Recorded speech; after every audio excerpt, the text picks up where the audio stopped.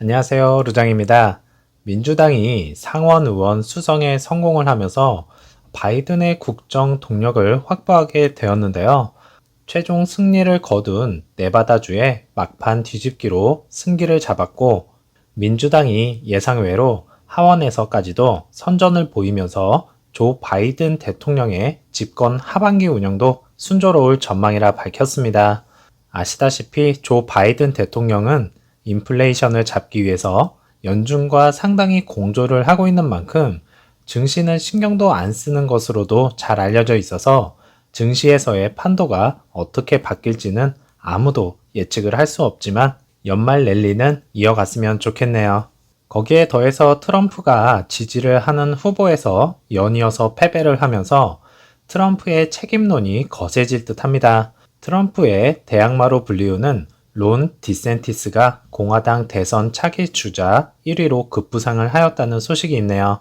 루시드에서 근무를 하는 한 여성 직원분이 텍사스주에 있는 휴스턴에서 세계 최대 여성공학 컨퍼런스에 참가를 하면서 다른 각각의 분야의 후보자들과 루시드의 비전을 전달했다는 소식이 있고요. 이 직원분들은 루시드 모터스에서 일하는 것이 축복이다 이렇게까지 이야기를 하면서 루시드 그룹의 밝은 비전을 보았다는 것을 다시 한번 느낄 수가 있었네요.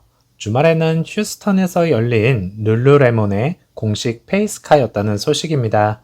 많은 차량들이 참가를 했음에도 불구하고 루시드 에어가 당당히 공식 페이스카로 선정이 되었다는 점에 앞으로도 개최가 될 모든 대회에서 정상의 자리에 서지 않을까 생각되네요.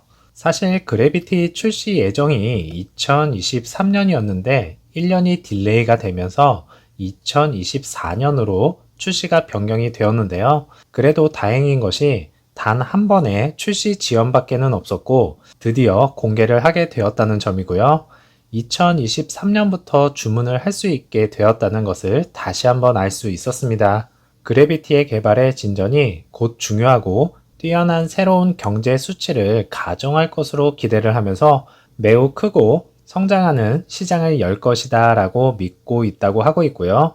사업 확장에 집중을 하고 있으면서 딜리버리가 증가함에 따라서 상당한 매출을 기대를 하고 있다고 루시드 최고 재무 책임자인 쉐리 하우스가 말을 하였습니다. 역시나 매출은 딜리버리가 잘 되어야 하는 것이겠고요. 생산 대비 반토막의 딜리버리 숫자는요, 조금 실망스러운 부분이 있었고요. 지난 영상처럼 주차장에 차량을 쌓아 놓을 것이 아니라 빠른 딜리버리를 위해서 대책 마련이 시급해 보입니다.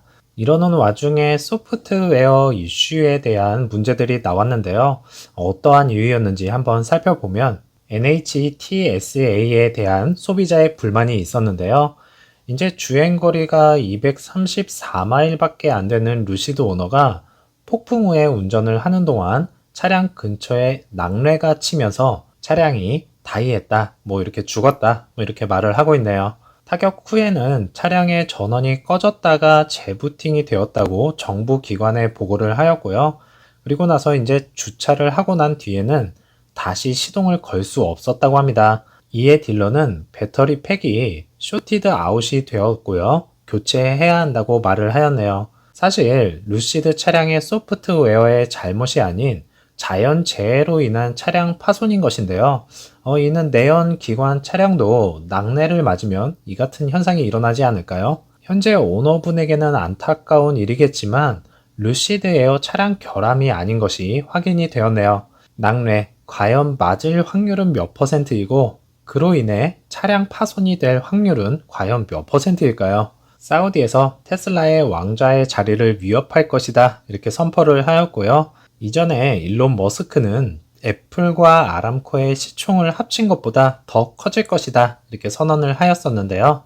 이들의 싸움은 과연 누구의 승리로 이어질까요? 사우디에서는 루시드에 투자하는 것에 만족을 하지 않으면서 빈 살만은 공식적으로 자이언트와의 경쟁을 선포를 하였고 공공투자기금 총재인 알 루마니아는 매년 32만 8천 대 일렉트릭카를 제조를 할 것을 목표로 한다고 밝혔습니다. 그래서 사우디에서 C인가요? C른가요? 여기서는 C르라고 얘기를 하고 있는데 이러한 전기차를 폭스콘과 합작으로 2025년에 출시를 한다고 밝혔었고요. BMW의 기술력을 사용하기 위해서 라이선스를 부여한다고도 발표를 하였었습니다.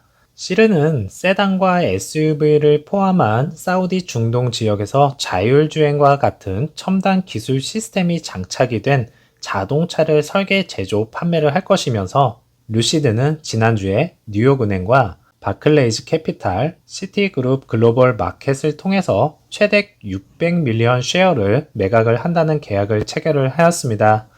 많은 분들이 이제 이 상황에서 의견들이 엇갈리시는 것 같은데요. 댓글에 한번 남겨주시면요. 취합을 해서 다음 영상에서 한번 다루어 보도록 하겠습니다. 결론적으로는 빈살만, 루시드, 일론 머스크의 테슬라, 돈은 빈살만이 일론 머스크의 몇십 배 더 많이 가지고 있고요.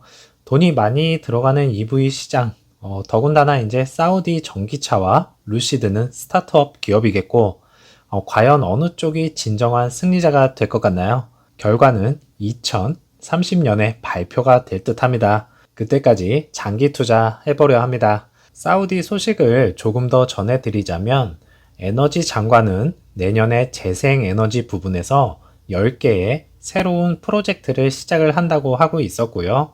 ACWA 파워 이사장은 우리는 이제 곧 PIF의 기금의 재생에너지 프로그램 내에서 사우디아라비아에서 세계에서 가장 큰 태양 에너지 프로젝트를 발표를 할 것이다 라고 말을 하였는데요. 이 수많은 태양광 패널의 에너지원을 과연 어디에다 저장을 할까요? 다들 아시다시피 ESS 저장 시스템이 필요한 상황입니다. 배터리 효율성이 가장 좋은 루시드, 그리고 루시드에 투자를 하고 있는 PIF, 조만간 발표를 하게 되는 프로젝트, 어느 기업이 최종적으로 선택이 될지는 모르겠지만은 개인적으로는 루시드의 ESS 저장 시스템이 가장 유력하다고 생각되네요. 오늘도 즐거운 하루 보내시고요. 저는 다음 영상에서 찾아뵙겠습니다. 감사합니다.